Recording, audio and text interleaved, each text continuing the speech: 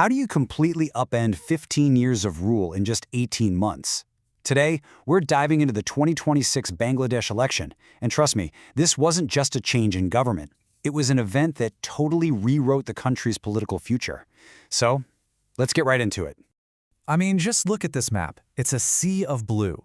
This represents a sweeping, absolutely decisive victory that, honestly, almost nobody would have predicted just a year and a half before.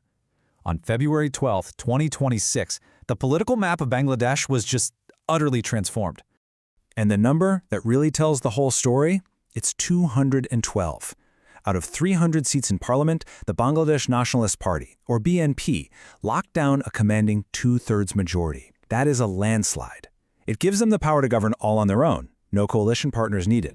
Now, to really understand how huge this is, you have to realize the BNP's return ends almost 2 decades of them being in the political wilderness. It basically closes the book on 15 straight years of rule by their biggest rivals, the Awami League. This is a brand new chapter for the entire nation. A landslide victory, the end of a long-ruling government. It just begs the question, right? How did this even happen? How does a country go from what was a stable, even if controversial, government to such a dramatic political earthquake in such a short amount of time? Well, the answer really starts with a period of incredible turmoil that just swept across the country. It's a period now known as the Monsoon Revolution, and this was the spark that lit the fire for everything that came next. What's just staggering here is how fast it all went down. You know, in mid-2024, massive student-led protests just exploded, forcing Prime Minister Sheikh Hasina out of power after 15 years. Then, an interim government steps in, and just a few months after that, this blueprint for huge reform called the July Charter gets signed. The 18 months leading up to the election were just chaotic. They completely reshaped the entire political system. And you know, looking at who showed up to vote tells a really interesting part of this story. Turnout in 2026 hit 60%. Now, okay, that's a pretty healthy jump from the boycotted polls back in 2024, but it's still a full 20 points lower than the last truly competitive election in 2008. So you have to wonder, right?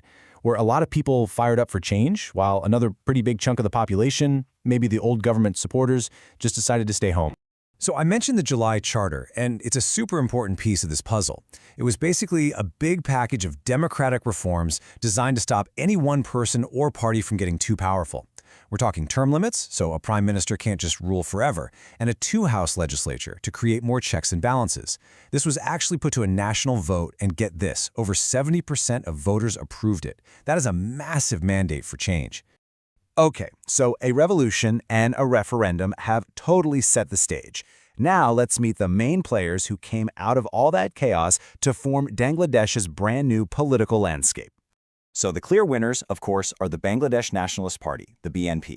They're led by Tarique Rahman, and they are back in charge for the first time since 2006. But what's also really historic is that this was the first election in 3 decades where the 2 women who have completely dominated Bangladeshi politics, Sheikh Hasina and Khaleda Zia, were not on the ballot.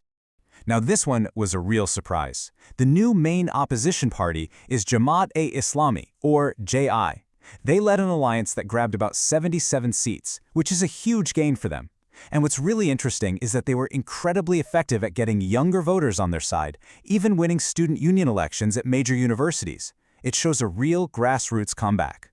And then we have a brand new party, born directly out of that Monsoon Revolution, the National Citizens Party. It was formed by the student leaders of the uprising, and they actually managed to win 6 seats. I know that sounds small, but for a party that's less than 2 years old, that is a remarkable achievement. It shows that the protest movement has officially found a voice in parliament. So here's a quick look at the new 300-seat parliament. You can see the BNP's massive majority right away. But you also see that very significant block held by the JI-led opposition, and that small but super important slice representing the new and independent parties.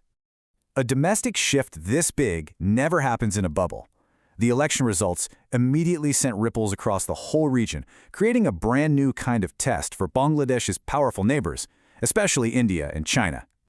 The new government's philosophy was spelled out pretty clearly by the BNP leader, Tarique Rahman. His Bangladesh First idea signals a push for what's known as strategic autonomy, which basically means they want the freedom to make foreign policy decisions based on their own national interest, not get pulled into the orbit of any one global power. And you know, the immediate reactions from the 2 regional giants were really telling. India said, okay, we're ready to work with the new government, but they have some clear concerns, especially about the rise of Jamaat-e-Islami. China, on the other hand, was super quick to welcome the change and offer even deeper economic ties. And if we go back to that election map, you can see exactly why New Delhi might be a little worried. See those green areas showing Jamaat-e-Islami's wins? A lot of them are clustered right along Bangladesh's border with India's northeastern states. So for India, this isn't just a political shift, it's a real security consideration right on their frontier. So what's the recommended path forward for India to handle this new reality? Well, the general thinking points to a much more diversified game plan. Instead of putting all their eggs in one political basket, the strategy should be to build relationships across the board and focus on things that benefit both countries, like trade and connectivity, all while handling the situation with a lot of diplomatic care. All right, so we've covered the revolution, the election, the new players, and the regional fallout. Let's try to bring it all together and ask that big question. What's next for Bangladesh? Really, the path forward is this mix of incredible opportunity on one side and some pretty serious challenges on the other. I mean, there's a clear mandate for democratic reform, a chance to completely reset foreign policy. But the new government now has to turn that election win into stable governance, get the economy back on track, and do this careful balancing act with its powerful neighbors. So at the end of the day, what happened in February 2026 wasn't just about one party taking over from another. It was a deep structural shift. It ended an era dominated by two political giants and kicked off a totally new and, frankly, a much more complicated political reality for Bangladesh. And that leaves us with the one final defining question. The people of Bangladesh voted for change that was born from a revolution. But can the new leadership now take all that energy, that powerful demand for something different, and turn it into lasting stability, deep institutional reform, and economic prosperity? The world will definitely be watching.